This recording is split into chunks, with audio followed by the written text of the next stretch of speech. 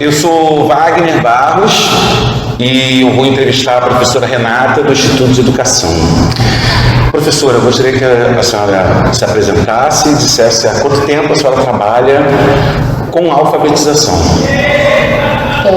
Eu sou Renata Alves, trabalho há 30 anos mais ou menos como professora regente e nesse tempo especificamente eu atuei 4 anos na alfabetização propriamente dita, no ensino fundamental, aqui dentro do ISERJ. Nesses 4 anos, eu aprendi e compreendi na prática que a professora alfabetizadora, ela é alfabetizadora onde ela estiver. 24 horas por dia. Exatamente, porque a alfabetização, eu fui aprendendo e compreendendo que ela é um processo. Ela não é algo específico de um ano de escolaridade ou de um ciclo, um período. Ela é um processo de uma vida inteira, na minha concepção. Acontece muito antes do ensino fundamental. Só que é uma ideia, mais no sentido para as crianças menores, na educação infantil, de compreender a função social da leitura e da escrita. Professor, e especificamente com relação a essa função de leitura e escrita, quais seriam as técnicas, os recursos que a senhora prefere, a senhora adota sempre com as suas classes? Então, a gente brinca com isso, a gente lê o mundo na educação infantil. A gente utiliza muito recursos concretos para as crianças para que elas possam ir se apropriando disso, dessa leitura e dessa escrita. Então, a partir do nome dela, a gente começa com o nome da criança e ela vai fazendo, a gente vai ajudando com as brincadeiras, com as dinâmicas, a gente vai ajudando a criança a ir fazendo associações com outras coisas, com outras palavras, com o nome de outras pessoas. Mas começa no nome. Mas a partir do nome dela, porque aquilo que é o mais importante para ela, que é quem ela é, que diz quem eu sou no mundo a partir do meu nome. Qual é o meu nome?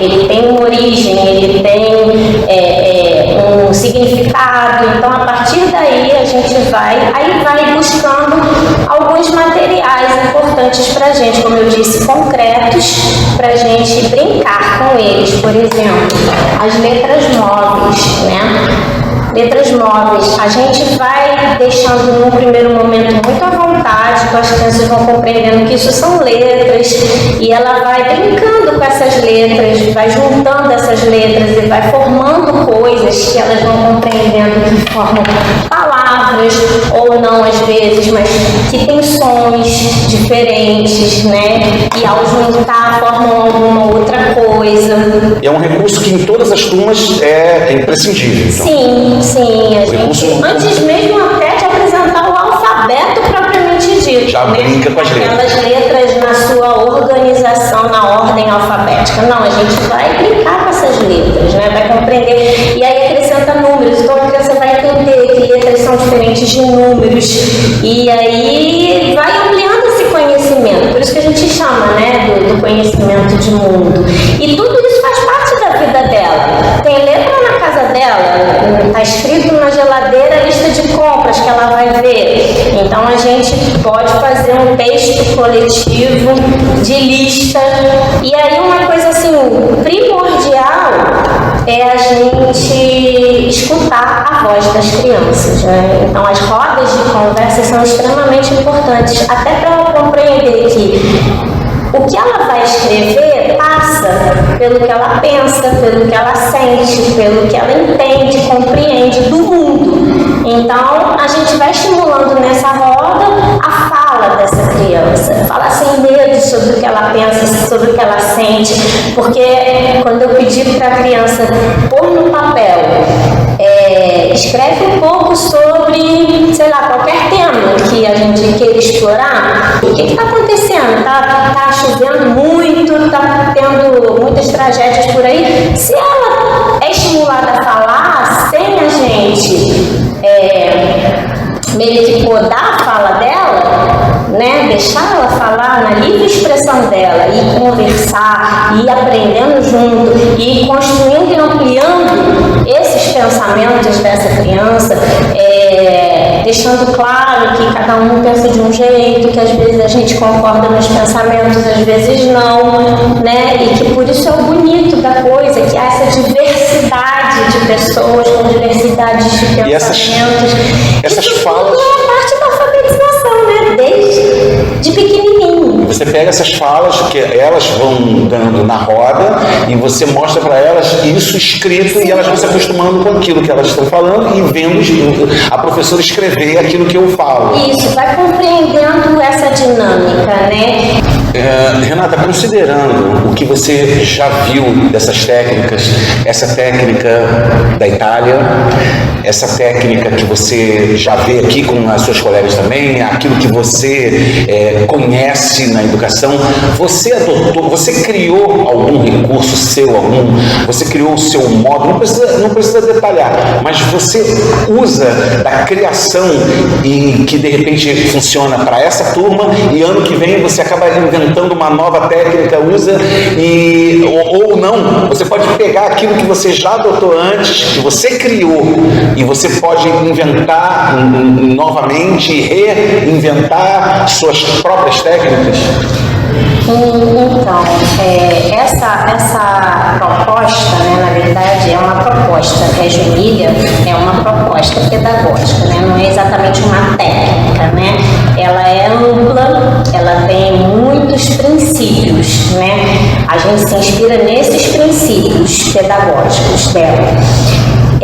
Dentro disso, buscando muito ela para dentro de mim, né, eu faço muito uso do que eu sei fazer e gosto de fazer, que é continuar brincando, cantando, contando histórias, essas coisas que a gente faz e sempre fez na educação infantil, né, que infelizmente com o passar do tempo vão diminuindo muito, vão se tornando muito específicas de certas áreas, né, mais digitais hoje em dia principalmente, mas assim, é o que eu vou vivendo com as crianças. Então a gente cria músicas, né, inventa ritmos, explora nosso corpo no sentido de expressividade,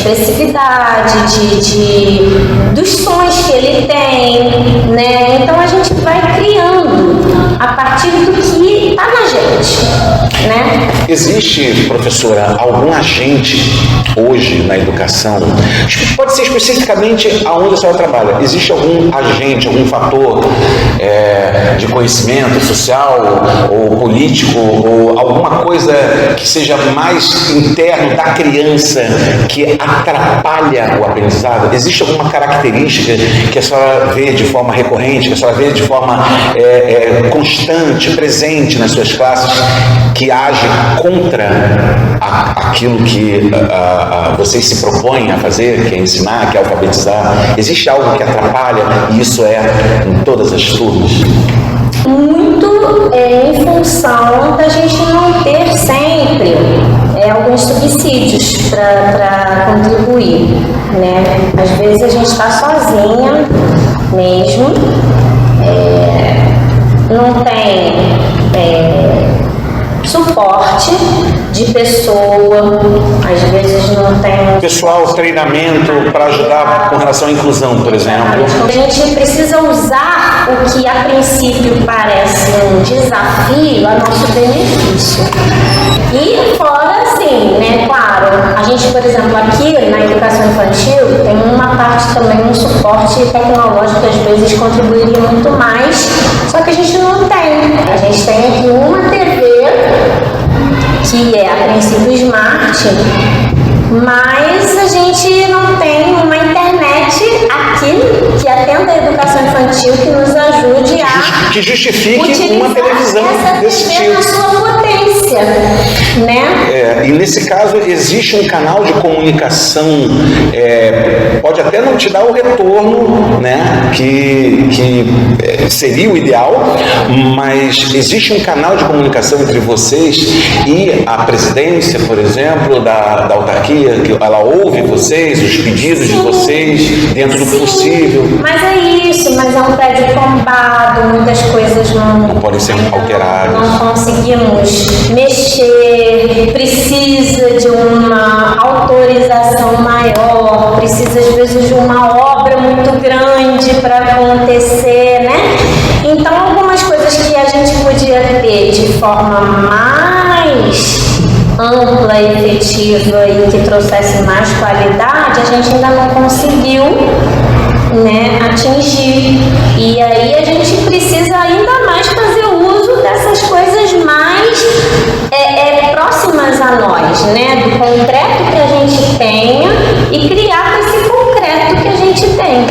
E Renata, você consegue ver na sua turma, pelo menos assim, dentro de, vamos supor, 10, 15 alunos, você consegue ver um número razoável desses seus alunos que estão evoluindo, estão aprendendo com as técnicas, com os recursos? Eu costumo dizer assim, se uma for, para mim já estou no lucro.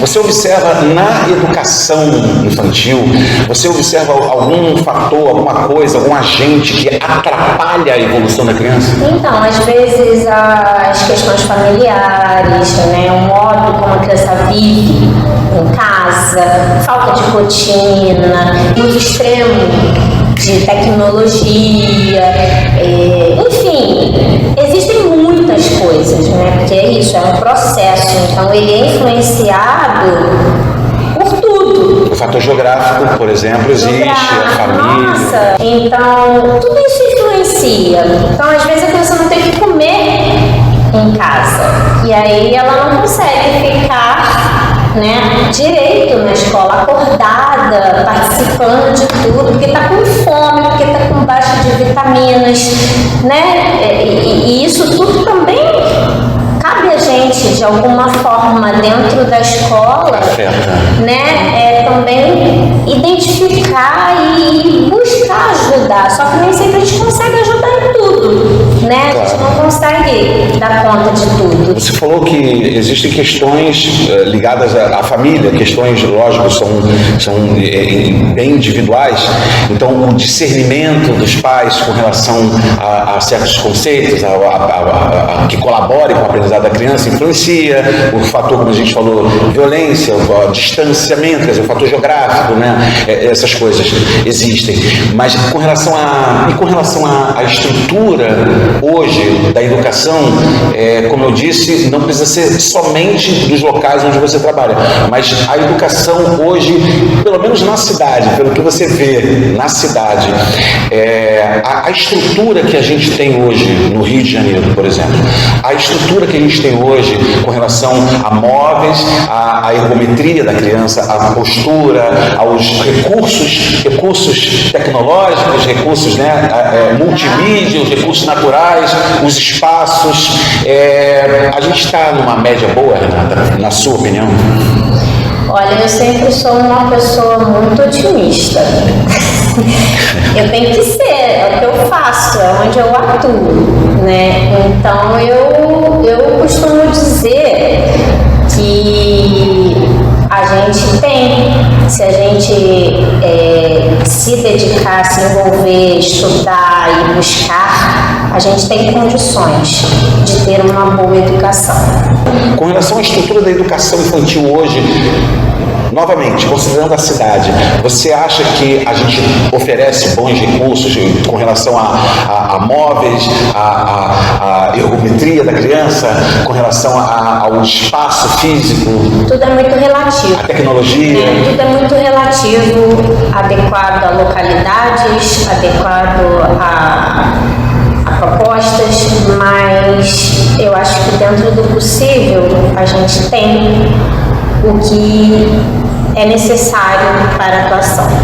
Mas tem uma coisa que eu acho que hoje, a nível de educação, que está assim, muito gritante, que está desestimulando muito a valorização do profissional da educação, sabe? A valorização, o reconhecimento, porque mediante tudo o que a gente vê hoje acontecendo, a gente está assim, né? Falta mesmo de professor. Quem está se formando, né, nem sempre já está se formando para atuar na docência, às vezes quer uma pedagogia para um outro caminhar, né? Então eu venho sentindo muito isso, né? Essa baixa nesse ser docente hoje em dia, por justamente, eu acho que pela falta de valorização e reconhecimento do fazer docente, da profissão docente. Isso no quadro educacional, né? Verba, a gente sabe o que acontece, né, com a verba, então sempre vai faltar, porque a gente sabe qual é a realidade da educação no Brasil, né? Mas o que chega, né, a gente ainda consegue administrar, mas vai ser sempre um dia a dia de ter sempre reclamações, de ter sempre faltas, de ter sempre, né? Porque o ideal que a gente vê aí, talvez em outros países, né? A gente às vezes não dá nem para comparar, porque são realidades completamente diferentes, né? Então, assim, para mim, a prova de que a gente pode fazer bem feito com o que a gente tem, onde a gente está, é eu ver as crianças seguindo bem, saindo da escola pública, principalmente, entrando na universidade. Renata, você gostaria de deixar uma breve mensagem para os seus colegas, professores, estudantes de pedagogia, os professores da educação infantil, especificamente? Então, a educação, ela precisa ser para nós, professores, né? Realmente um ideal, né? Ela tem que realmente acredite que seja possível de contribuir com mudanças para a nossa sociedade, para a vida das pessoas. Eu realmente acredito na educação, muito inspirada pelos professores que estão comigo. Então, eu realmente acredito na educação e espero que todos aqueles que estejam se formando e estejam atuando também busquem acreditar que é possível, né, fazer a diferença e mudar alguma coisa, não hoje talvez, a gente não desista, por mais que venham desafios, desânimos, né, que a gente não desista. E é isso, ser feliz. Obrigado, professor. Na educação. Obrigado. Imagina, eu te agradeço.